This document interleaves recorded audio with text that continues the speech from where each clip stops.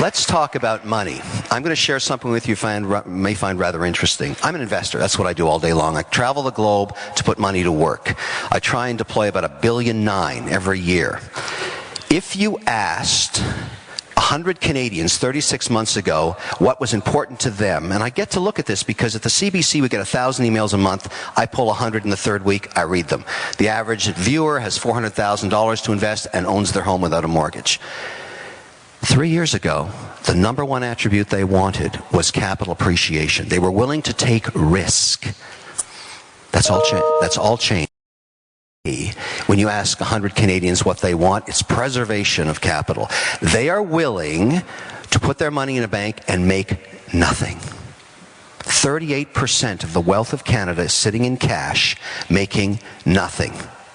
It's remarkable. And I don't think it's going to change. And it's important to understand that because as the population ages, people care about what's going to happen to them when they get old. They don't want to lose their money. And it's changing the entire industry and where people invest capital. It's harder to raise money today than ever before if you're trying to start a new business. It's extremely difficult. And what institutional investors have realized, and I teach a lot of business school classes, did you know, and I can tell you that not one graduate coming out of a business school has ever got this question right when I asked them, in the last 40 years, where did over 70% of the returns come from in the market, all around the world?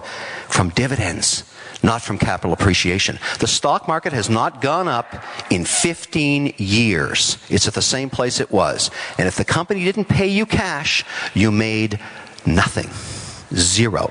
People are figuring that out, and all of a sudden they're putting tremendous pressure on companies and their boards and their CEOs to deliver dividends. That's what matters. Because why? Because interest rates are the lowest in history. In history.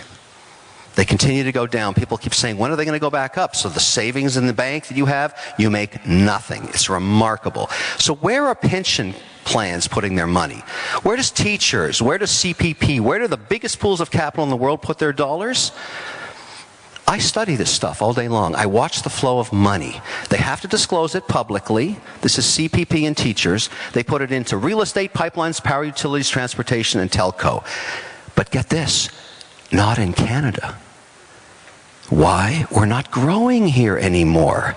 I'm going to show you some rather remarkable information. This is the first time in history this has ever happened, and it's the one slide I want you to remember today. Last August is the first time ever there are more billion-dollar market cap companies outside it. Think about what that means. That means the world outside of North America is growing faster and has now surpassed us as the bastion of wealth. India, China, Brazil, Cambodia, Thailand, countries you thought of as emerging have emerged. There are more companies that are larger there than in North America. That has never happened in the history of the planet. And it's going to change forever the way people invest, the way you're going to invest.